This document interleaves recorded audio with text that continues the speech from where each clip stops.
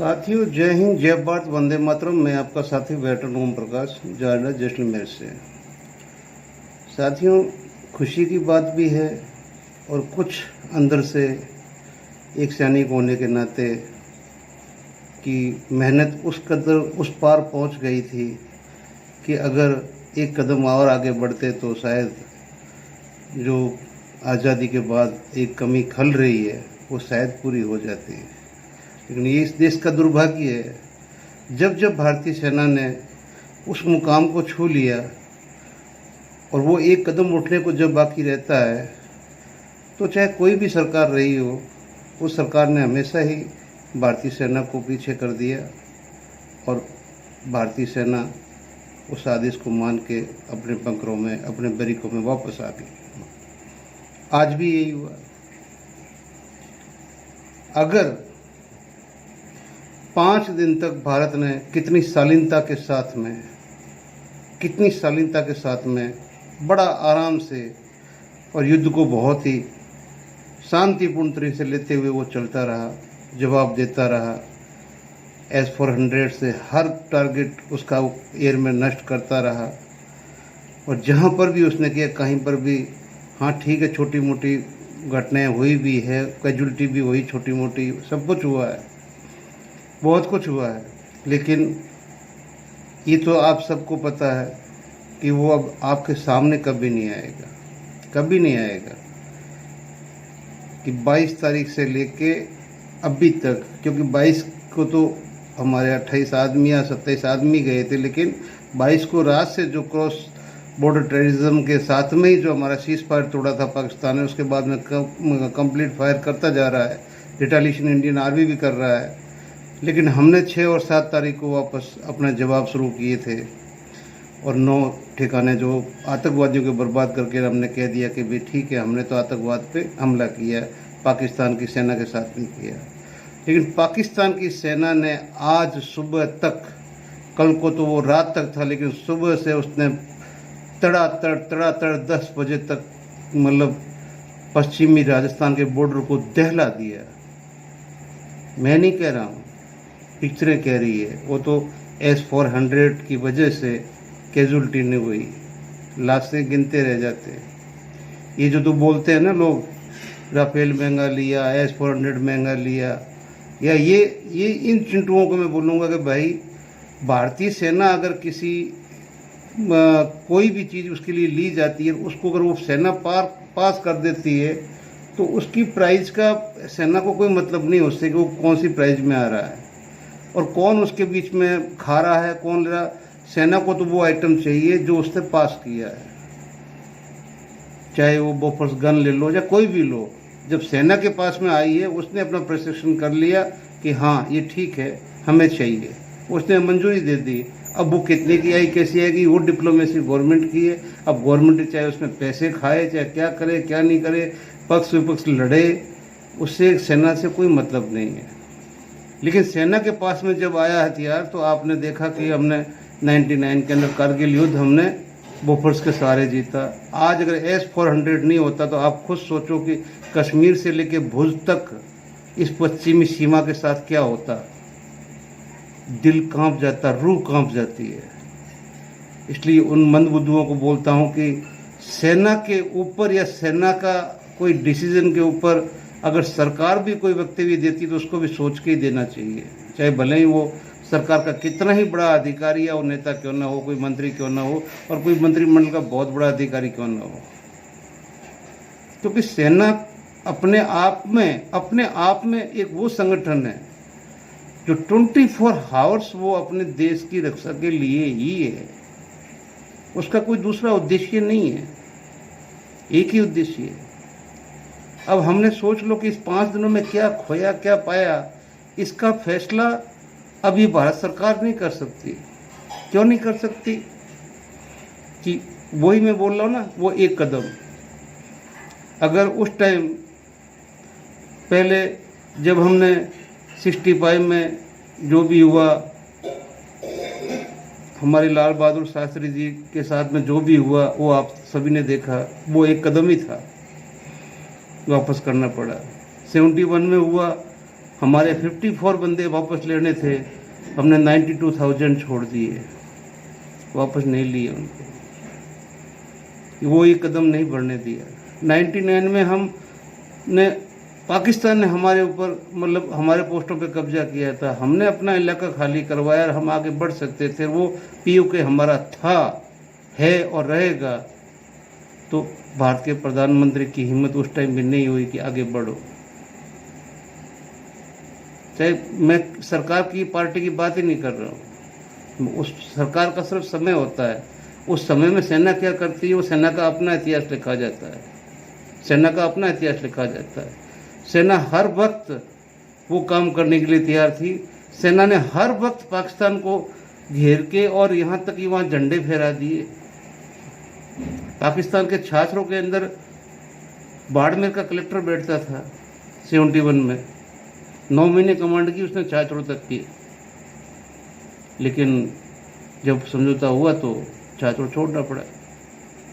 अब आप सोचिए, ये 3:30 बजे 3:35 में डीजीएमओ फ़ोन करता भारत सरकार को। ये प्रेस रिलीज में कहा गया, मैं नहीं बोल रहा हूँ, वो विदेश सेक्रेटरी सचिव बोल रहा है। और डीजीएमओ बोल रहा है कि हम जो सीज फायर कर रहे हैं और इस शर्त पे कर रहे हैं कि आगे से पाकिस्तान अगर कोई पाकिस्तानी अपना आतंकवादी हमला करेगा तो उसको युद्ध की घोषणा ही मानी जाएगी। अब क्या इतने एक्सपीरियंस वाले बंदे ये नहीं जानते हैं कि हमारे बुजुर्ग कह के गए हैं, हिंदुस्तान में इंसानियत है और रहेगी, लेकिन जो तुम्हारे सामने है वो एक बंदर या कुत्ता है। बंदर कभी उछलने से बाज नहीं आएगा, और कुत्ते की पूंछ कभी नली से बाहर निकालोगे तो भी वो टेढ़ी की टेढ़ी रहेगी। और दूसरा, आप ये क्यों नहीं सोचते कि भारत ने कितना जोर लगाया था 9 तारीख के लिए, कितने देशों से अपील की थी, और जब ये कमेटी बैठी वहाँ पे भारत की हर अपील को वीटो किसने किया? चाइना ने किया। और उसके बावजूद भी अमेरिका के प्रधानमंत्री ने राष्ट्रपति ने पाकिस्तान को IMF से ऋण दिलवा दिया। वो ऋण आपको पता होना चाहिए कितना बड़ा वो अमाउंट है, और वो अमाउंट मिलने के बाद बाजी हाथ से जाने लगी। पाकिस्तान भी सोचने लगा, हिंदुस्तान ने उस बैठक से बाइकआउट किया। अब हम क्यों भूलें कि ये वही चाइना है, क्योंकि अमेरिका चाहता कि अगर भारत युद्ध में घुस गया तो वो आर्थिक रूप से कमज़ोर होगा। भारत अगर आर्थिक रूप से कमज़ोर होगा तो उसका बेनिफिट किसको होगा? चाइना को होगा। और चाइना को अगर बेनिफिट होगा तो वो अमेरिका के लिए नुकसानदायक होगा। ये सारे अपने अपने फायदे देख रहे हैं, कोई किसी का नहीं देख रहा है। अमेरिका को आप बताइए कि जब भारत के डीजीएमओ बोल रहे हैं कि भी मैं युद्ध का सीज फायर कर रहा हूँ 5 बजे, और मेरे पास में उनके डीजीएमओ का फ़ोन आया, मैंने ये शर्त रखी है और भारत सरकार इनको परमिशन देती है और 5 बजे सीज फायर हो जाता है। उसके बाद में अमेरिकी राष्ट्रपति ट्रंप है, जो अगर मान लो ट्वीट करता है, एक्स पे पोस्ट करता है कि मैं रात भर लगा रहा। अगर तुम रात भर लगे रहे दोनों को समझाने के लिए, तो अभी तक पिछले 3 दिन में नाइट में ही ओनली रिटेलिएशन हुआ है, डे में बिल्कुल नहीं हुआ है, कश्मीर को छोड़ के बाकी कहीं नहीं हुआ है। लेकिन आज सुबह से ही सूर्योदय के साथ में पहली किरण से पहले ही 300 ड्रोन बाड़मेर की सीमा में आ चुके थे। जैसलमेर के गांव के अंदर बायतू फलोदी के मतलब आसपास जो ये छोटे बैंक टी वगैरह ये सब कुछ, इनके अंदर वो पता नहीं कितने मतलब फोटों की भरमार पड़ी है, जो S-400 ने उनकी मिसाइलों को और ड्रोनों को मार गिराया है। तो सुबह इतना बड़ा हमला कैसे कर दिया? अगर रात भर ट्रंप ने समझाया होता तो। ये सोचने वाली बात है, मैं नहीं बोलूँ, आप खुद सोचिए कि रात भर ट्रंप समझाता है और वो देश सुबह जिसने उसको पैसा भी दिला दिया और उसकी बात न मानते वो हिंदुस्तान को मजबूर करते थे 10 बजे तक, और 10 बजे तक जब पश्चिमी सीमा की रिपोर्ट जाती है तो भारत सरकार तुरंत उन इलाकों को चिन्हित करके और रेड अलर्ट घोषित करती है। और रेड अलर्ट घोषित होते ही पाकिस्तान सचेत हो जाता है कि अब खैर नहीं है। क्यों कि कश्मीर से लेकर भुज तक की सीमा के अंदर जितना भी हमारा है सब बर्बाद तो हो ही चुका है, आगे और बर्बाद हो जाएगा। लेकिन हिंदुस्तान के हाथ में ये 54 साल के बाद में ये एक मौका आया था, चाहे वो पीओके लेता, चाहे वो खैबर पख्तून को अलग करवाता, चाहे वो बलूचिस्तान को अलग करवाता, लेकिन हिंदुस्तान के पास में एक अपनी तरफ से एक तरह से पूरा विटो था। और बड़ी मतलब ये मैं मानता हूँ इतनी अच्छी स्ट्रेटजी से काम किया कि 3 दिन में पूरा उसका अम्युनिशन ही खराब करवाया।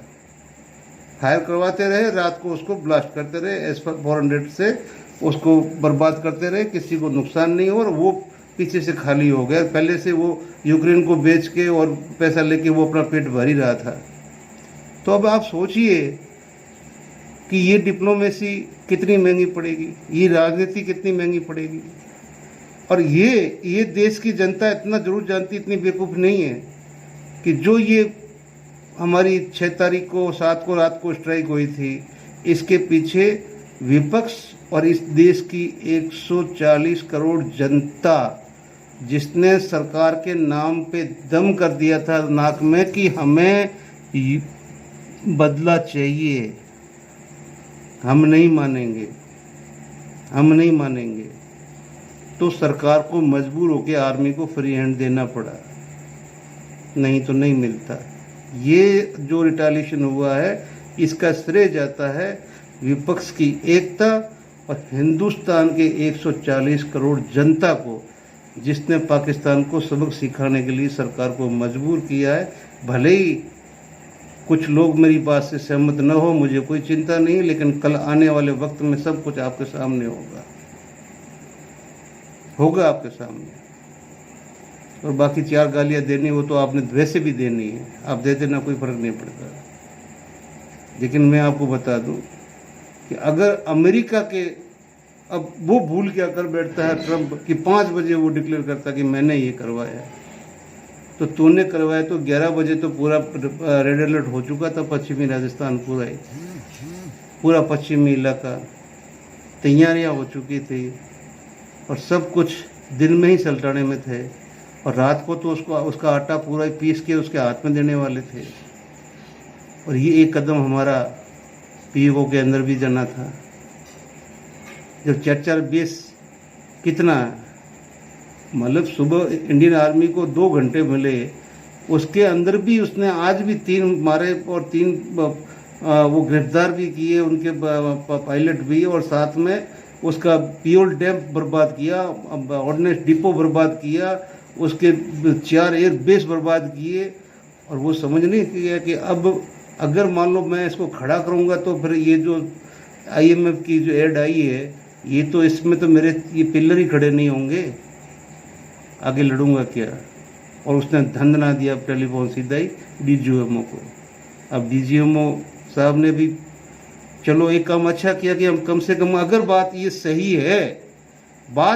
है कि अगर हिंदुस्तान में पाकिस्तान की तरफ से कोई भी आतंकवादी घटना या एक्टिविटी होती है तो वो युद्ध एक्ट में ही आएगा, तो फिर आप तैयार रहिए।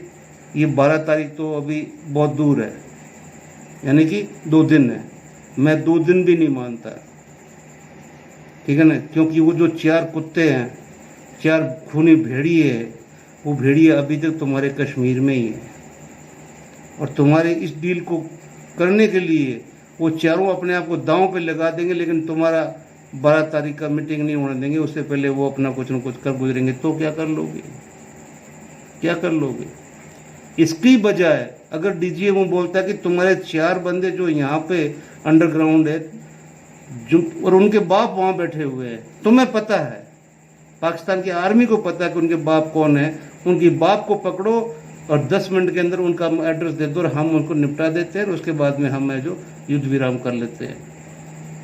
और ये हो सकता था और वो करते, देते भी, लेकिन हम कर नहीं पाए, हम मांग नहीं पाए।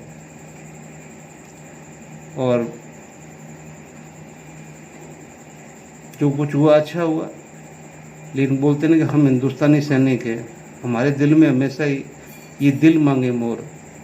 किसी ने एक रील चढ़ाई थी, मैं पीछे वो रील चढ़ाता हूँ, कैसे एक सैनिक अपनी अंतिम सांस देते हुए भी जो बोल रहा है कि प्लीज़ ट्रूप्स को बचाना है, ध्यान से काम करना है, हेलीकॉप्टर कैसे डाउनलोड करना है और किस तरह से घायलों को उसमें डालना है, आंख में आंसू आ जाते हैं। तो मैं दोस्तों कहता हूँ कि भारतीय सेना का आकलन विश्व ने कर लिया, लेकिन अफसोस हम भारत के अंदर कुछ गद्दारों से हमेशा हार जाते हैं, कुछ गद्दारों से। हम हमेशा जीतते आए, चाहे वो काल कोई भी हो, चाहे ब्रिटिश काल हो, मुगल काल हो, चाहे अभी का काल हो, कोई काल हो, हिंदुस्तान हारता है अपने गद्दारों से, ना कि अपनी ताकत से या अपनी सेना से। जय हिंद, जय भारत। मिलते हैं अगले वीडियो में। वीडियो अच्छा लगे तो इस वीडियो को जरूर आगे शेयर करें, ये मेरी रिक्वेस्ट है। ठीक है, हेडक्वार्टर को बताया ये रखा है, अब भी कार्रवाई नहीं करते तो जिंदगी कभी नहीं करेंगे। अम्युनिशन की कमी नहीं है, सिंगल शॉट फायर करते रहो, अपनी पार्टी को सुरक्षित निकालो, भगदड़ नहीं होनी चाहिए। 6 डेल्टा को कहो, कमांड उनके हाथ में।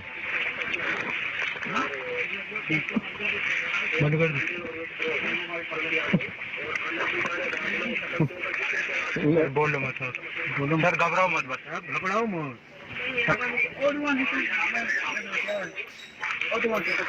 और यदि हेलीकॉप्टर आए ना तो लोकेशन बताने के लिए धुआं कर देना वहाँ, ठीक है? ठीक है सर। आग जला के धुआं कर देना हेलीकॉप्टर आए तो। अपनी पार्टी में क्रॉस फायर नहीं होना चाहिए, ध्यान रखना, फिर के बता रहा हूँ।